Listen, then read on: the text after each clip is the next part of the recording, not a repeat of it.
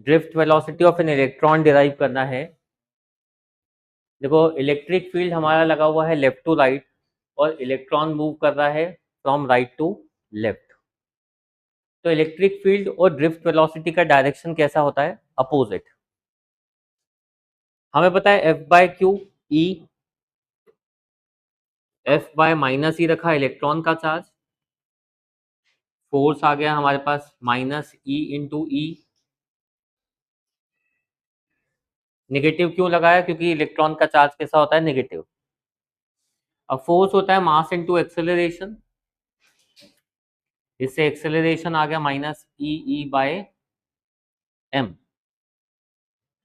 तो ये आ गया इलेक्ट्रॉन का acceleration. Now v equals to होता है u plus A T. T क्या है यहाँ पर? Relaxation time, that is time between two successive collisions. Drift velocity हमें फाइंड करनी है। इनिशियल वेलोसिटी इलेक्ट्रॉन्स की क्या होती है? जीरो। एक्सेलरेशन अभी हमने फाइंड किया minus E E by M. M किसका मास है? इलेक्ट्रॉन का। इस तरह से ड्रिफ्ट वेलोसिटी आती है minus E E tau by M. और माइनस साइन का मैंने रीजन बताया क्यों आ रहा है minus sign, because drift velocity और इलेक्ट्रिक फील्ड का डायरेक्शन कैसा है? अपोजिट, इसलिए इसमें क्या आ रहा है? माइनस साइन आ रहा है। Relation between drift velocity and electric current देखें। जैसा ये हमारे पास एक कंडक्टर है, इसका एरिया ऑफ क्रॉस सेक्शन हमने लिया है ए,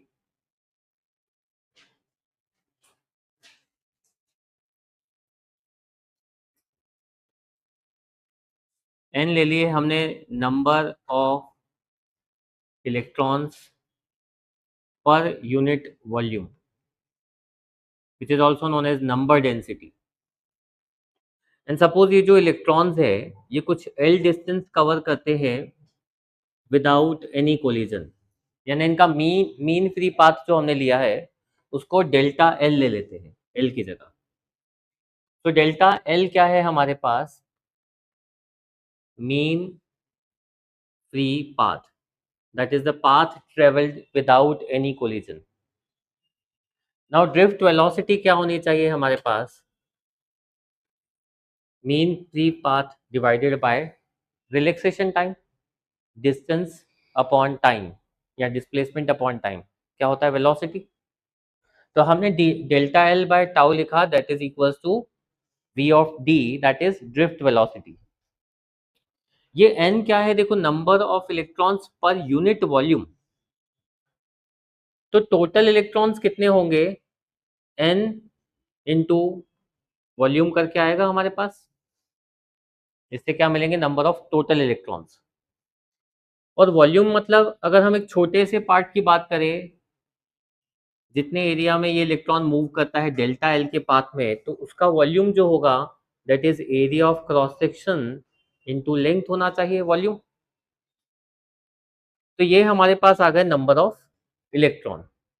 अब चार्ज होता है number of electrons into charge on electron, that is इस तरह से क्या आ जाएगा? एन इंटू ए इंटू डेल्टा एल इंटू ई। ये हमारे पास आ गया टोटल चार्ज। बट हमें करंट चाहिए। करंट क्या होता है? Charge upon time.